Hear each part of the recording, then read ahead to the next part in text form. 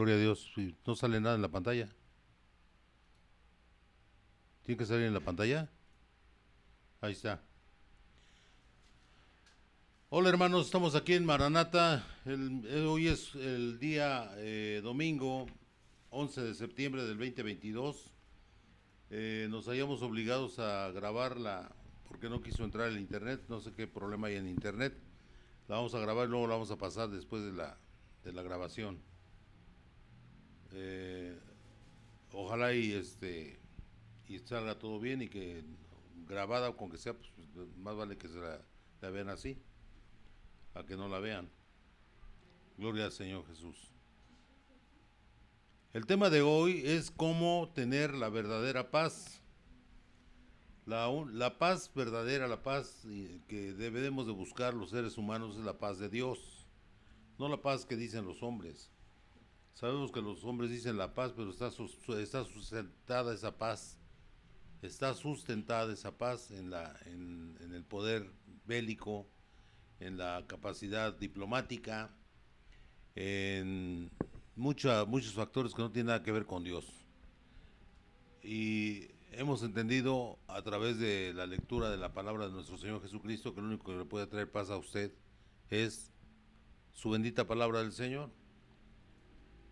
Y hay que entender que eso es lo único que tiene validez y tiene fortaleza porque emana del interior de nosotros con su Santo Espíritu del Señor. Entonces no hay nada que nos quite esa paz porque esa paz es divina. Esa paz es un regalo que nos da nuestro Señor Jesucristo. Vamos a leer el Juan 14:27. Dice, la paz os dejo, mi paz os doy. Fíjese, la paz os dejo, mi paz os doy. ¿Quién nos está dando esa paz? El Señor. ¿La recibimos con gusto? ¿Realmente entendemos lo que es la paz de Dios? Desgraciadamente yo creo que muchos no lo entendemos. Pero es importante que se entienda que la única paz verdadera es la paz de Dios. Y es un regalo del Señor. Y si yo no os la doy como el mundo la da, no se turbe vuestro corazón y tenga miedo. O sea, no tenemos que tener temor de nada, eh, porque el Señor nos está protegiendo. Pero ¿a quién protege el Señor, hermanos? El Señor protege a aquel que sigue su palabra. Al impío ni siquiera lo escucha, lo dice la palabra de Dios.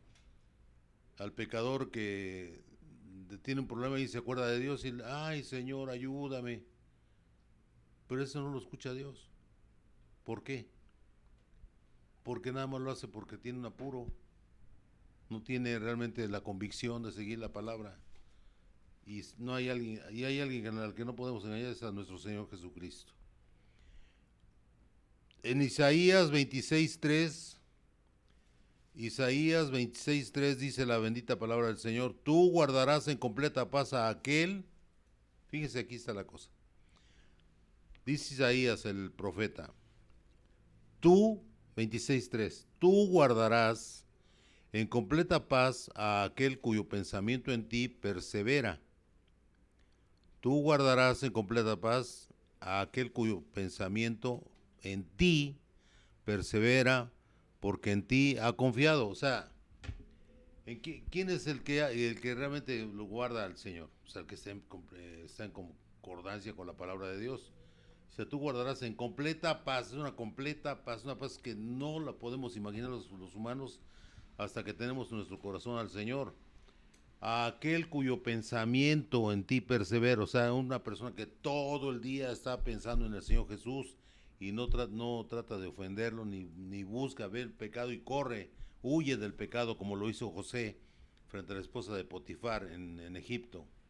Es importante esto, él huyó del pecado y es lo que tenemos que hacer nosotros. Tú guardarás en completa paz a aquel cuyo pensamiento en ti persevera. Si el pensamiento de la persona estás pensando siempre en el Señor Jesús, es porque confía en Él. Dice, porque en ti ha confiado. Sabe que si uno está pensando completamente en Él, no importa lo que suceda alrededor de usted puede quedar sin dinero, puede tener alguna enfermedad y confía en el Señor, todo se va a resolver. Todo se va a resolver. Hay gente que pierde la paz por cualquier cosa, pierde la paz porque lo hicieron regañar ya, lo hicieron enojar y con ese enojo que tiene en su corazón ya perdió la paz, ya está enojado, ya hace cosas ilógicas, empieza a golpear gente, empieza a agredir verbalmente a otros y en realidad pues eso es un problema muy grave porque eso es una falta de paz y la falta de paz es que no está con el Señor esa persona. El Salmo 4.8 dice, este es maravilloso, este salmo. En paz me acostaré y asimismo dormiré, porque solo tú, Jehová, me haces vivir confiado. Fíjese qué hermoso es esto, ¿no? En paz me acostaré y asimismo dormiré, porque solo tú, Jehová, me haces vivir confiado. Ahí se habla de Jehová, porque es el Antiguo Testamento, es como se le denominaba al Señor en ese tiempo, ¿de acuerdo? Luego nos vamos y dice Isaías 48:22, con signos de interrogación, más bien de admiración, dice esto, ¿no? Yo le puse los signos, no venía en la Biblia, pero le puse los signos de admiración. No hay paz para los malos, ha dicho Jehová. No hay paz para los malos. ¿Quiénes son los malos? Los pecadores. Definitivamente. Porque no siguen las reglas del Señor. Ha dicho Jehová. O sea, eso lo dice el Señor claramente. No hay paz. En Isaías 48:22. No hay paz para los malos, ha dicho Jehová. Nos vamos ahí a Primera de Tesalonicenses 5:2-3.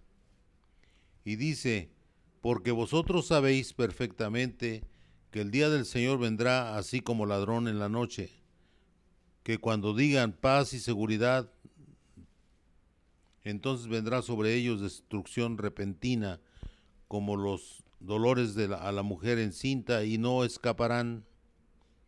Fíjese, esta de Tesalonicenses es impresionante. Dice, porque el 5:2 de Tesalonicenses dice, porque vosotros sabéis perfectamente que el día del Señor vendrá así como ladrón en la noche. De eso lo sabemos todos los cristianos, que el Señor va a venir de un momento a otro, va a encontrar a algunos haciendo lo bueno, otros lo malo, y ahí no hay nada de que yo no sabía, porque si usted es cristiano ya usted sabe lo que está haciendo, y cuando esté frente al Señor a ver qué le dice, a ver si es capaz de decir una mentira ahí frente a Dios, porque esto va a ser personal con Cristo Jesús. Que cuando digan paz y seguridad, paz y seguridad se refiere el Señor a paz y seguridad que la que dice el mundo. Estamos en paz, estamos en paz. Es una paz de humanos, una paz de humanos. Y eso no tiene sustento ni valor. ¿Por qué? Dice, porque entonces vendrá sobre ellos destrucción repentina. Cuando todo se componga en el mundo, que es muy complicado, porque si no hay una guerra en un lugar, hay una guerra en otro lado. Estaba la guerra en Siria, luego estaba la guerra que es permanente entre los palestinos y los israelíes, la guerra que está ahorita con Ucrania y Rusia. Son guerras que son hechas por el hombre para poder mostrar su poder económico y bélico y también para mantener posiciones de poder que impiden en todo momento que eso avance, que el que está frente de él no avance y se quede quieto, ¿no? Y ese es el gran problema que hay ahorita. Y siempre ha habido eso. Pero va a llegar un momento que dice el Señor, que todos van a decir en paz. Dice, cuando digan, o sea, esta es una profecía esto, por favor entiéndalo. Es una profecía del Señor en Tesalonicenses, porque vosotros sabéis perfectamente que el día del Señor vendrá así como ladrón en la noche. De repente va a venir y ahí a ver para dónde se va a hacer usted o qué está haciendo usted. El 3, que cuando digan paz y seguridad, o sea, el punto clave de que va a venir el Señor es que en todo el mundo va a haber paz y seguridad, según el hombre.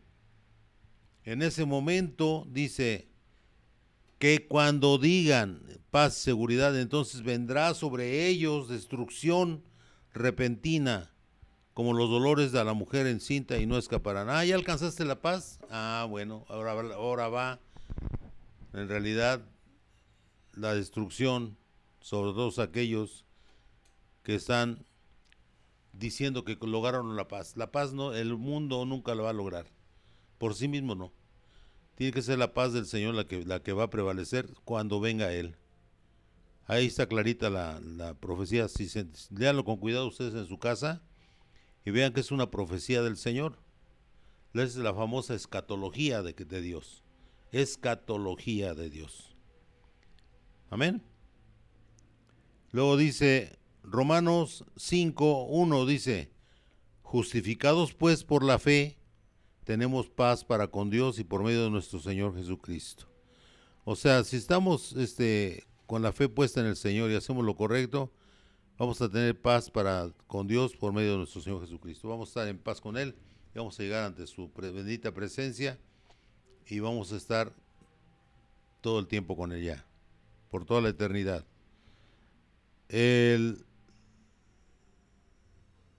versículo Filipenses 4-6. Por nada estéis afanosos, sino sean conocidas vuestras peticiones delante de Dios en toda oración y ruego con acción de gracias. A ver, ¿qué dice ahí? Por nada estéis afanosos, ¿no? O sea, usted, afanoso es aquel que está preocupado por hacer algo. No, es que tengo que acabar este trabajo, si no, no voy a comer, no vamos a tener dinero para la comida, ni para ir al cine, ni para ir a ningún lado. Es afán, un afán. Y dice claramente el Señor, por nada estéis afanosos. Nada es nada, ¿eh? O sea, usted levántese tranquilo, báñese, si le toca, báñese, desayune y vea la hora que va a salir a trabajar, tranquilo, y espere lo mejor en el Señor. Si usted está confiado en Él, Él le va a dar lo que necesita. Yo le voy a decir una cosa, hermanos, es una cuestión personal.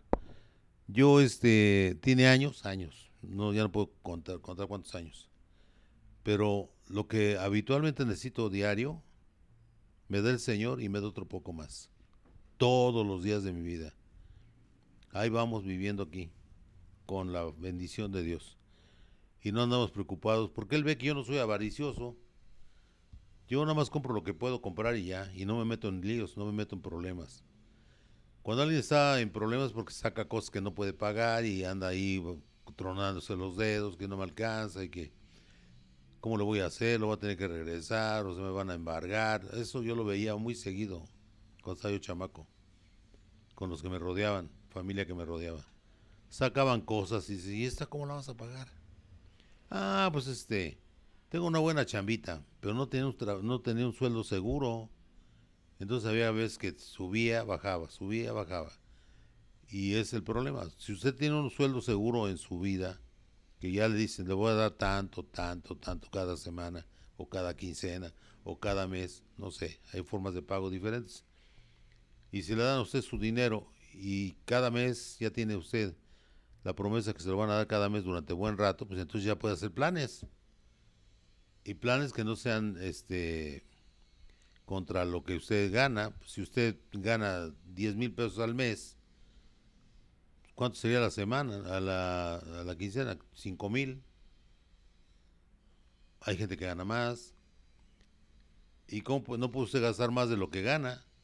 Y es a donde, por eso cae la gente en problemas. Y caen con problemas legales muy serios. Hasta la cárcel van a dar por tramposos, por provocar, por tener fraude frente a la empresa donde sacaron sus cosas. Se las quitan y aparte que se las quitan, los multan y les cobran mucho dinero. Y todo por tener el gusto de tener una tele grande o por el gusto de tener un aparato que le fascina. Hasta un teléfono, la mayoría de la gente se droga con los teléfonos. Y un teléfono cualquiera le cuesta a usted 5 o 6 mil pesos. Y son de los medianos, porque hay otros que valen 15,000, 20,000, 40,000, así. O sea que, y sí hay gente que lo está comprando. ¿Mm? ¿Por qué compra la gente cosas que no están a su alcance? Para poder mostrarle al mundo que ella sí puede, que esa persona sí puede. Lo ven y dicen, órale, qué telefonazo tienes. Y aquel orgulloso, no, que ya lo compré, sí puede ser que lo haya comprado, pero seguramente en su casa falta algo más importante que su teléfono. O sea, siempre por el capricho de tener algo que no está a su alcance, deja de tener otras cosas que son más importantes, más prioritarias en su vida. Y eso es real, ¿eh? Usted nada más analice cómo está su entorno, las personas que viven con usted, qué hacen con su dinero, pues mal uso. Y eso no es de un hijo de Dios. Así es que siempre tenga dinero a la mano. Para cualquier cosa que pueda pasar, usted ya tiene con qué responder. Dice,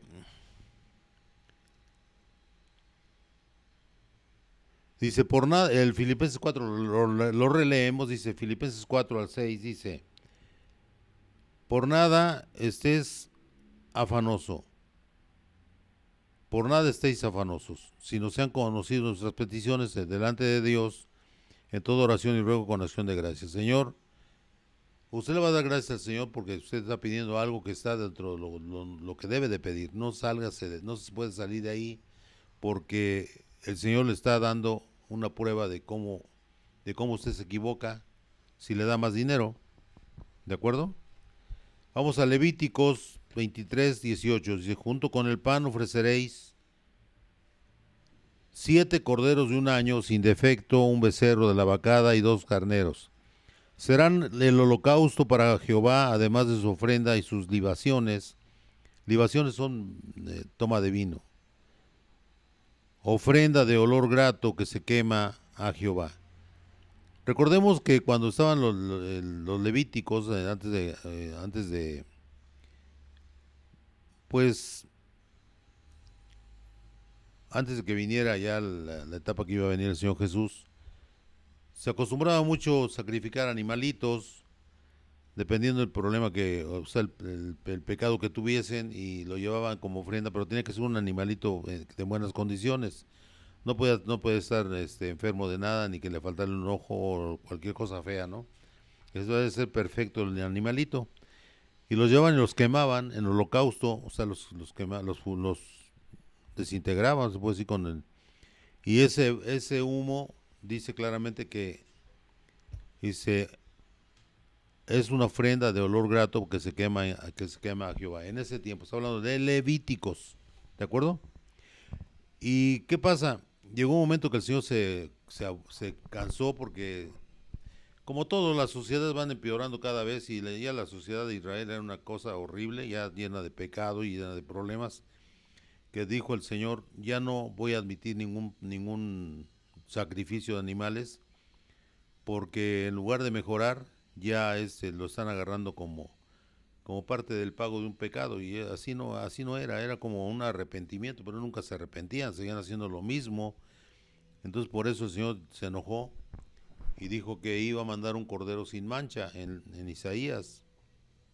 Amén. Y el que mandó fue nuestro Señor Jesús.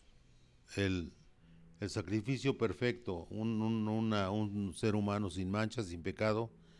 Y ahí iba a pagar la humanidad a través del sacrificio del Señor Jesús todos los pecados que hemos cometido en esta tierra. Hablando de los anteriores y los de nuestra época actual y los que vienen todavía antes de que el Señor regrese. ¿De acuerdo? Dice Isaías 40:28, no has sabido, no has oído, fíjense lo que dice, no has sabido, no has oído que el Dios eterno es Jehová, el cual creó los confines de la tierra, no desfallece ni se fatiga con cansancio, y su entendimiento no hay quien lo alcance, o sea, es sabio, no se cansa, por eso es un espíritu, es el Espíritu Santo nuestro Señor. En Santiago 4:13 dice, vamos ahora los que decís, hoy y mañana iremos a tal ciudad y estaremos allá un año y traficaremos y ganaremos. Fíjense, eso es muy común oírlo cuando va uno en el transporte público. Bueno, la gente va haciendo planes. No, espérame ahí, de ahí nos vamos a ir para allá y vamos a hacer eso, vamos a hacer aquello. ¿Por qué? No dicen primero Dios, si Dios quiere, si lo hace, si no, no va a hacer nada. Los planes del hombre son planes vanos que solamente se hacen si Dios quiere. Y el Señor va a ayudar a alguien al que está realmente en la palabra de Dios. A los que no están, pobrecitos, les va mal porque no, ese reacciona de acuerdo como está el mundo. La gente reacciona con él como está el mundo, porque no es de Dios, es del mundo esa persona. Por eso Santiago 4:13 dice, vamos ahora los que decís, hoy y mañana iremos a tal ciudad y estaremos allá un año y traficaremos y ganaremos. O sea, planes en el aire. ¿Dónde está la palabra del Señor Jesús, Señor Jehová? ¿Dónde está? En ningún lado. Isaías 9:6 dice, porque un niño nos ha nacido. Ahí está. Isaías 9:6, porque un niño nos ha nacido, hijo no ha sido dado. Nos ha sido dado, dice, hijo nos ha sido dado. Y el principio sobre su hombro. Y el principado, perdón. Vamos a releer. Porque un niño nos ha nacido, hijo nos ha sido dado. Y el principado sobre su hombro. Se llama su nombre admirable, consejero, Dios fuerte, Padre eterno. ¿Quién es ese ser maravilloso? Nuestro Señor Jesucristo. Príncipe de paz. El reinado del príncipe de paz está en Isaías. Vamos a poner a Isaías 2:4. Dice, y juzgará, dice ahí claramente, entre las naciones y reprenderá a muchos pueblos y volverán sus espadas en rejas de arado y sus lanzas en hoces. No alzará espada nación contra nación y se destraerán más para la guerra. Es lo que va a hacer el Señor. ¿De acuerdo? O sea, todo lo que es armamento se va a convertir en medio para el trabajo del campo y para otras cosas, ¿no?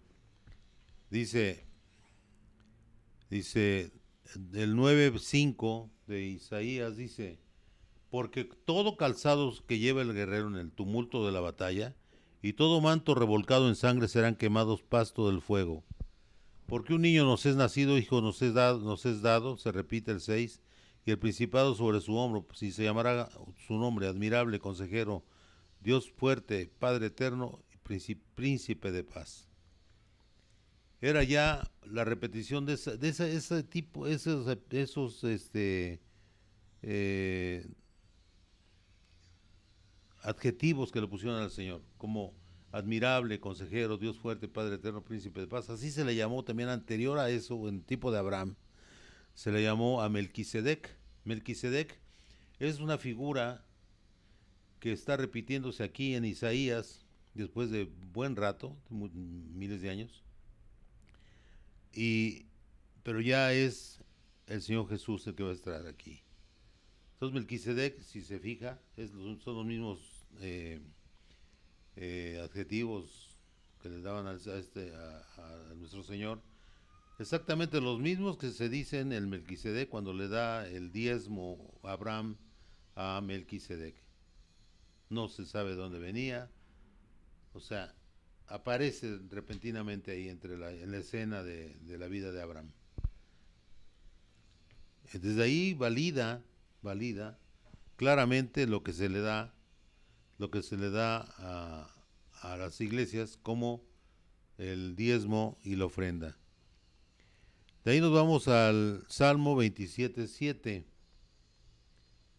Salmo 27:7 dice, oye, oh Jehová, mi voz con que a ti clamo, ten misericordia de mí y respóndeme.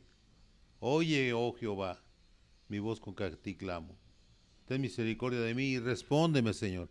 ¿A quién le responde el Señor? A la gente que realmente vale para el Señor, la gente que lo obedece, la gente que sigue los parámetros, los mandamientos del Señor.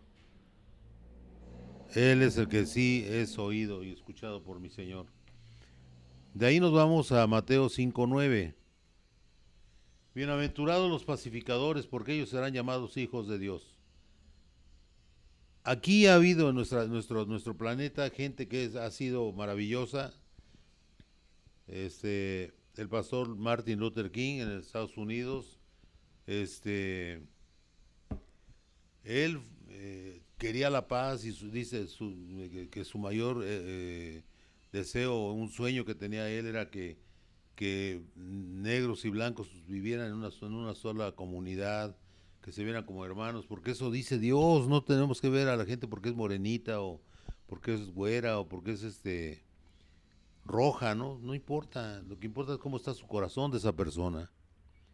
Es lo que vale ante el Señor. Y nosotros no somos quien para hacer más que el Señor. Si el Señor dice, todos son iguales ante mí, si tienen su corazón limpio y ofrecen su vida para transmitir la obra de Dios, pues son bendecidos por Dios.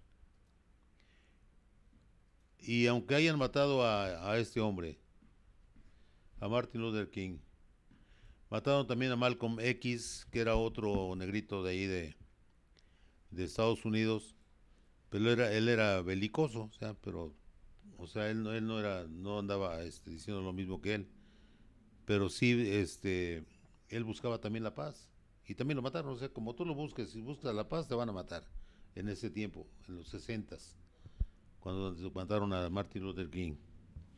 Anterior a eso, pues había estado Mahatma Gandhi, Alma Grande, allá en la India, y él a través de la resistencia civil logró vencer al imperio británico porque los tenían sujetos como esclavos a la India. Y toda la India era un país gigantesco, estaba Pakistán todavía formaba parte de él y otros países que se separaron, Bangladesh y todo eso. Entonces todo este tipo de cosas que uno ve en el mundo, sabemos que el mundo, si tú te pones en contra de la corriente, es decir, yo quiero que esto se haga lo bueno delante de los ojos del pueblo, dicen ellos, pero saben que dice que hay un dicho muy famoso entre los humanos, ¿no? Que dice, Vox Populi, Vox Dei. Vox Populi es la voz del pueblo, es la voz de Dios. Y si usted ve que el pueblo está sufriendo y usted es un gobernante y no hace lo que debe de hacer para erradicar ese tipo de problemas en su país, usted no es un buen político, nada más está manipulado por la sociedad en la que vive. Un buen político es aquel que hace lo correcto delante de los ojos de Dios. Es un buen político. ¿De acuerdo? Es importantísimo eso, hermanos. De ahí nos vamos a Juan 16:33. Estas cosas os he hablado para que en mí tengáis paz. Fíjense cómo lo dice el Señor, claramente ahí. Fíjense. Estas cosas os he hablado para que en mí tengáis paz. Lo está diciendo Juan el apóstol. Palabra de Dios directamente. En el mundo tendréis aflicción, o sea, problemas, dolores en tu vida. Pero confiad, yo he vencido al mundo. ¿Quién ha vencido al mundo? El Señor Jesucristo. El Señor Jesucristo estuvo muerto 3 días y estuvo entre los muertos y en el infierno y sacó las llaves del infierno y del Seol y del Hades, y arrebató a los muertos y sacó del seno de Abraham a los justos y se los llevó a su bendita presencia, mi Señor. Entonces esto es muy importante que entendamos. De ahí nos vamos a Romanos 15:33 y dice, y el Dios de paz sea con todos vosotros. El Dios de paz, ¿quién es el Dios de paz? Nuestro Señor Jesús. Y dice que esté sea con todos vosotros, amén. Esto lo dice Pablo, y el Dios de paz sea con todos vosotros, amén. Pero sí, el deseo de nosotros es que esté el Señor en su vida, que esté dentro de su hogar, que esté en su corazón sobre todo, y que tenga la paz de Dios. Por eso dice, es un deseo, una bendición, y el Dios de paz sea como todos vosotros. Amén, dice, así sea. Pero realmente, usted se lo puede decir a muchas personas, que nuestro Señor, la paz del Señor está en ti, pero es un buen deseo. ¿Y qué pasa ahí? ¿Qué sucede ahí? ¿Realmente lo hace la gente? ¿Está recibiendo en su corazón esa bendición? Si está actuando contrario a la palabra, pues no lo va a tener. De ahí nos vamos a Romanos 16:20. Y el Dios de paz aplastará en breve a Satanás bajo vuestros pies. La gracia de nuestro Señor Jesucristo sea con vosotros. Todo es escrito por Pablo. ¿Y quién es el Dios de paz? Aplastaré en breve a Satanás bajo vuestros pies. Por eso cuando oramos nosotros decimos, a mí me dio potestad para aplastar y hollar a todo principado, a todo demonio, a toda hueste de maldad bajo mis pies, porque es la potestad que me da Dios como sacerdote de Cristo. Amén. La gracia de nuestro Señor Jesucristo sea con vosotros. O sea, el Señor está con nosotros, nunca nos va a dejar, porque nos ama, a los que trabajamos para Él. Dice, 2 de Corintios 13, 11. Por lo demás, hermanos, tened gozo, perfeccionaos, consolaos, sed de un mismo sentir y vivid en paz. Y el Dios de paz y de amor estará con vosotros. Es evidente que la gente que evita los problemas va a vivir más en paz que lo otro que nada más estaba buscando problemas o pleitos y cosas así.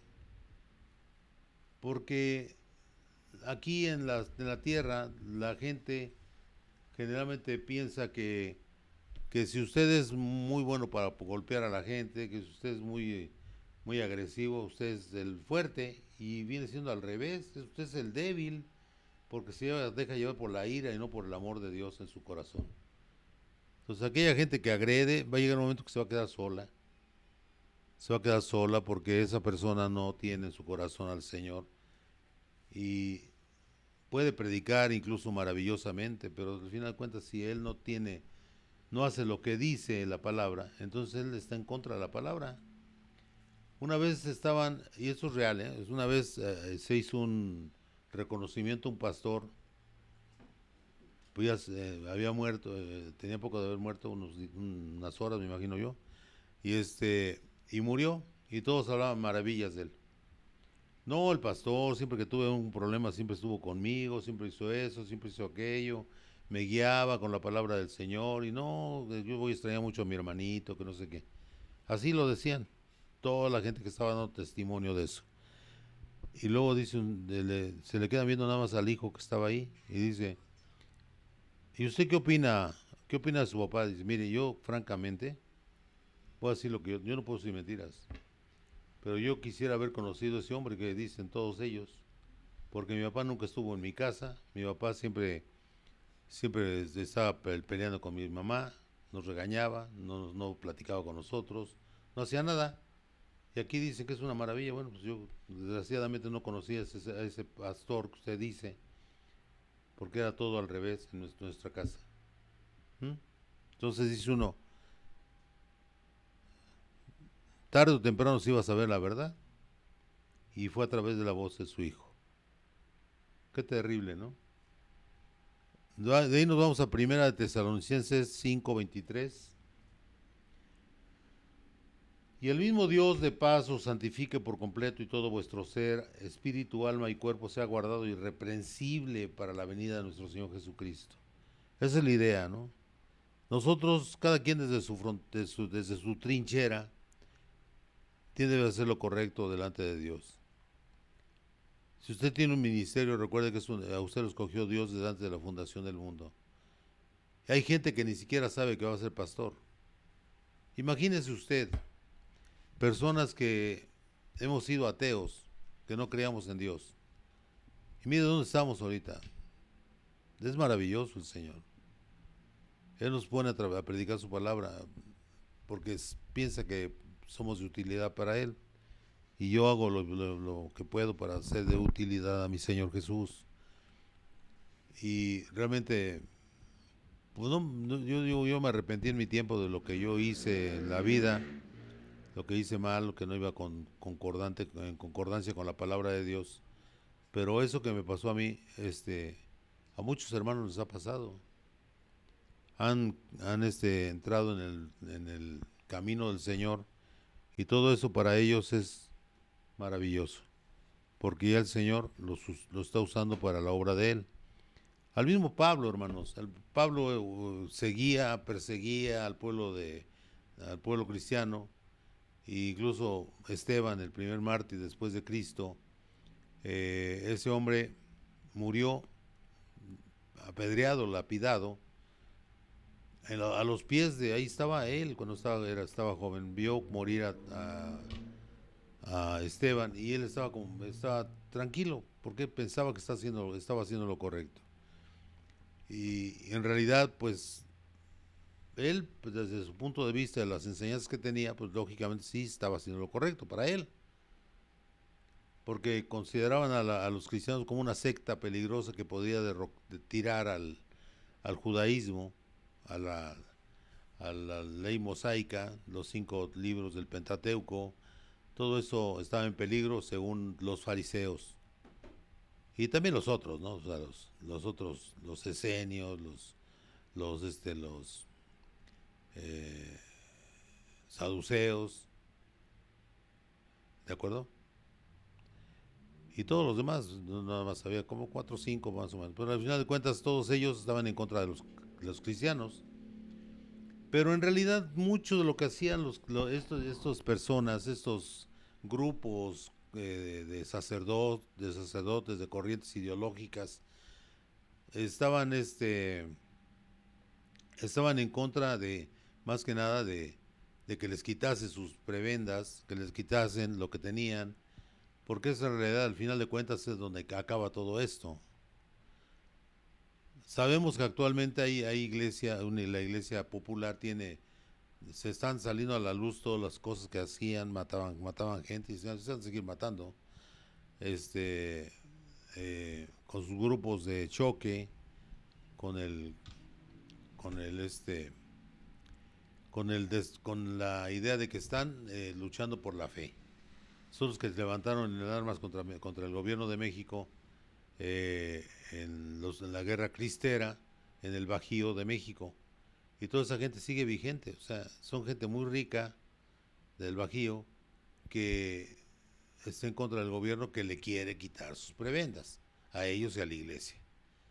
Y es lo que les duele, porque están dolidos de que les quitaron, separaron la iglesia del Estado Juárez y eso se recrudeció en el tipo de calles. Y este tipo de cosas no todos lo sabemos, no todos lo sabemos, porque nos falta leer. Para sustentar su palabra, lo que usted diga, hermano, tiene que leer mucho, mucho, mucho. Porque es lo que quiere el Señor, que esté usted informado y que no sea nada más una veleta que se deja llevar por el viento, una veleta que hace lo que el viento quiere, o sea, y en este caso serían los poderes económicos y los de la iglesia los que mueven a todo ese grupo de gentes que son 100% manipulables y ni siquiera se dan cuenta que están en contra de la palabra de Dios. Porque no les han enseñado la palabra de Dios, les enseñan otras cosas menos la palabra de Dios, les enseñan a cómo robar, a cómo ser personas eh, desleales, porque ahí no hay lealtad, hay pura basura en todo tipo de grupos. Donde no está Dios, no hay paz, no hay paz. ¿De acuerdo? Es importantísimo eso, hermanos. Vamos a leer una parte, vamos a leer Eclesiastés 2:20 al 26. Dice Eclesiastés 2:20 al 26. Volvió por tanto a desesperanzarse mi corazón acerca de todo el trabajo en que me afané y en que había ocupado debajo del sol mi sabiduría. Que el hombre trabaje con sabiduría y con ciencia y con rectitud, y que haya de dar su hacienda a hombre que nunca trabajó en ello, también es esto vanidad y mal grande. O sea, está hablando claramente que él trabajó toda su vida y que dice, y ocupó todo su afán para hacer una propiedad. Que el hombre trabaje con sabiduría y conciencia y con rectitud, y que haya de dar su hacienda a hombre que nunca trabajó en ello, también es esto vanidad y mal grande. Porque, ¿qué tiene el hombre de todo su trabajo? Y de la fatiga de su corazón, ¿con qué se afana debajo del sol? Pues pura avaricia por tener algo más grande, guardar dinero que nunca va a usar.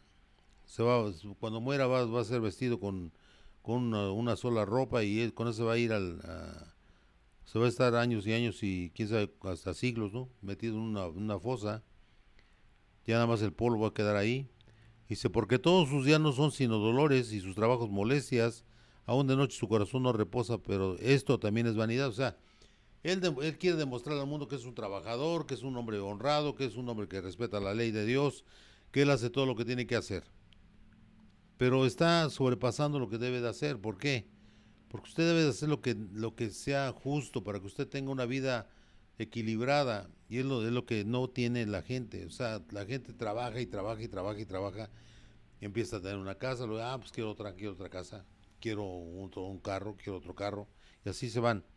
No hay cosa mejor para el hombre, sino que coma y beba. Es muy importante esto.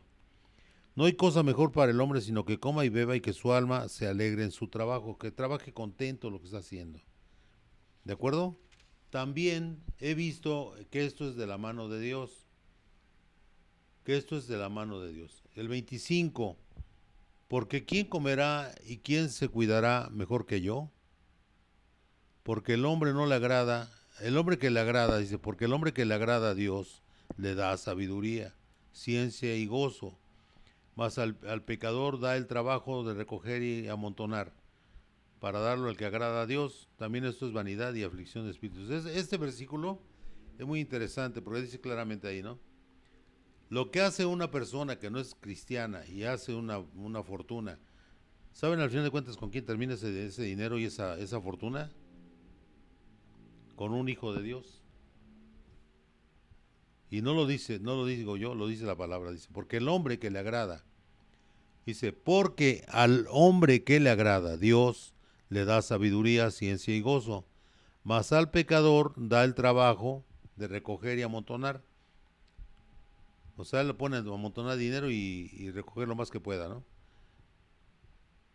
Para darlo al que agrada a Dios, o sea, se lo va a dar a quién, a un hijo de Dios. También esto es vanidad y aflicción de espíritu. Terrible, ¿no? Es increíble. Y dice uno, ¿cómo es posible? Pues sí es posible. Vamos a leer Mateo 27 del 1 al 13. Vamos a leer Mateo 27 del 1 al 13. Dice la palabra de nuestro Señor Jesús. Fíjese bien, ¿eh? Venida la mañana, todos los principales sacerdotes y los ancianos del pueblo entraron en consejo contra Jesús para entregarle a muerte de algo que no había cometido. Le inventaron una bola de cargos que no tenía, no el hombre santo, claramente, y le llevaron atado y le entregaron a Poncio Pilato, el gobernador. Entonces Judas, el que le había entregado, viendo que era condenado, vio que era condenado el Señor Jesús, viendo que era condenado, devolvió arrepentido las 30 piezas de plata a los principales sacerdotes y a los ancianos. O sea, tuvo un remordimiento y regresó las 30 piezas de plata, diciendo, yo he pecado entregando a sangre inocente. Bien que lo sabía que había hecho, pero ya después ya no hay revuelta de hoja. Diciendo, yo he pecado entregando sangre inocente, mas ellos dijeron, ¿qué nos importa a nosotros? Allá tú. Así le responden los impíos, los sacerdotes de Dios, ¿no? Los principales sacerdotes, tomando las piezas de plata, dijeron, no es lícito echarlas en el tesoro de las ofrendas, porque es precio de sangre. O sea, sabían que era un pecado y que esas monedas estaban sucias. Y después de consultar, compraron con ellas el campo del alfarero para sepultura de los extranjeros. Por lo cual, aquel campo se llamó hasta el día de hoy campo de sangre. Y ahí viene una profecía. Ahí viene el comentario, dice. Así se cumplió lo dicho por el profeta Jeremías cuando dijo, y tomaron las 30 piezas de plata. Eso es, Jeremías estaba 1000 años, de 800 a 1000 años antes de Cristo. Y él había dicho en ese tiempo lo que iba a pasar. Dice, así se cumplió lo dicho por el profeta Jeremías cuando dijo, y tomaron las 30 piezas de plata, precio del apreciado, según precio puesto por los hijos de Israel, y las dieron para el campo del alfarero, como me ordenó el Señor. ¿Cómo la ven? Toda la palabra se cumple. Y hay que hacer lo que dice la palabra, no lo que nosotros pensamos, ¿de acuerdo? Es importantísimo esto, hermanos, porque muchas veces la gente dice, no, pues es el pastor el que dices, no, no es cierto, lo dice la Biblia. Todo lo que le pasó a Iscariote, a Judas Iscariote, estaba ya escrito en la Biblia. Y sabían que iba a pasar eso. Amén. Y dice,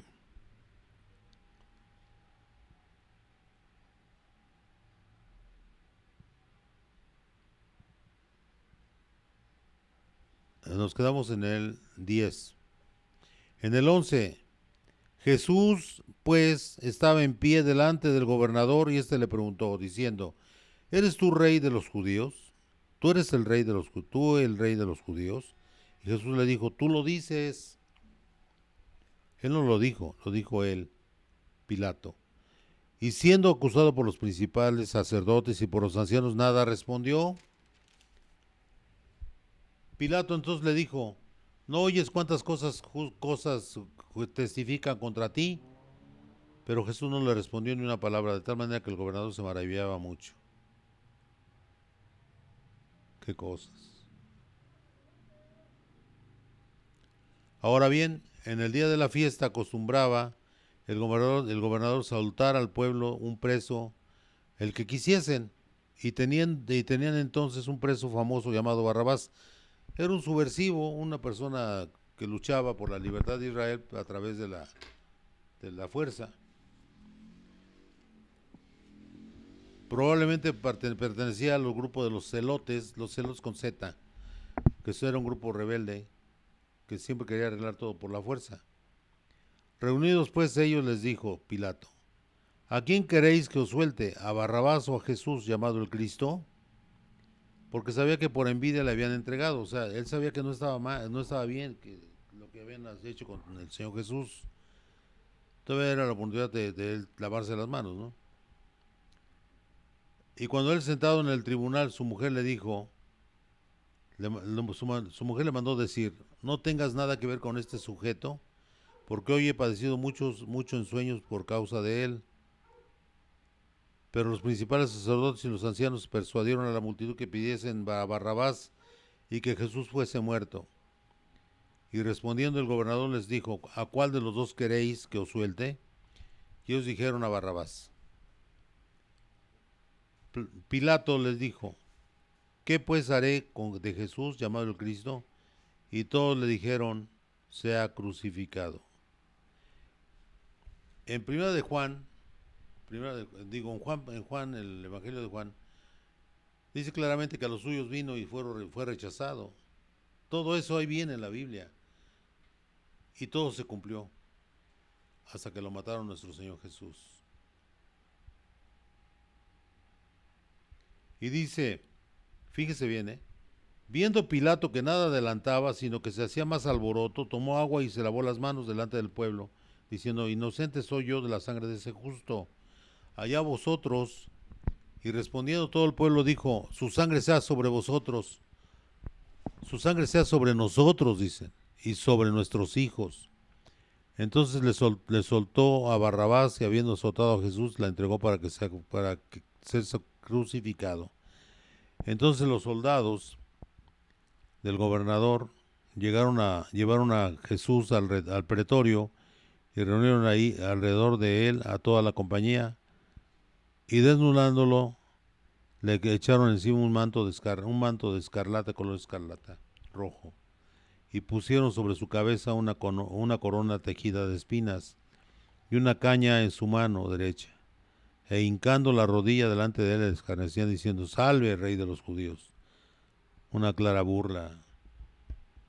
Y escupiendo le tomaban la caña y le golpeaban en la cabeza. Después de haberle escarnecido, le quitaron el manto, le pusieron sus vestidos y le llevaron para crucificarle. Mayor infamia no puede haber sucedido. El pueblo judío, haya sido quien haya sido el que haya hecho eso, maldijo a todos los judíos. El único que puede perdonar todo eso pues, es nuestro Señor Jesús, porque Él es Dios y es santo. Y grandes son las misericordias de Dios, y debemos de entender que nuestro Señor Jesucristo lo que quiere es que seamos santos y estemos con Él toda la eternidad. ¿Quién va a ser santo? ¿Quién va a hacer lo que dice el Señor? Pues es una cuestión personal. Hay personas que son hijos de pastores y no hacen nada por mejorar. Cada vez están peor. Y dice uno, pues caramba, yo ya les hablé del Señor, yo ya no puedo hacer más que seguir caminando con el Señor y ojalá en algún momento ellos despierten, que ven la luz de Cristo y pues que el Señor los tenga misericordia de ellos, ¿no? Uno, probablemente algunos hermanos y un servidor, nos vamos a morir con esa tristeza en nuestro corazón de que nuestros hijos están fuera de la palabra. Pero no podemos obligar a nadie, es cosa de ellos. Porque de todos modos, al final de cuentas, todos y cada uno de nosotros vamos a estar enfrente del Señor Jesús y ahí se va a saber quién es quién y a dónde van a ir. Hay una duda. Hermanos, en el nombre de Jesús, les doy las gracias, hermano, por escuchar esta palabra. Acuérdense que se grabó por causa de fuerza mayor, hermanos, y francamente me da mucha pena, ¿no? Pero así es, o sea, el internet está pero pésimo y va a entrar tarde, pero va a entrar. Dios los bendiga, hermanos, en el nombre de Jesucristo de Nazaret. Amén. Gloria a Dios.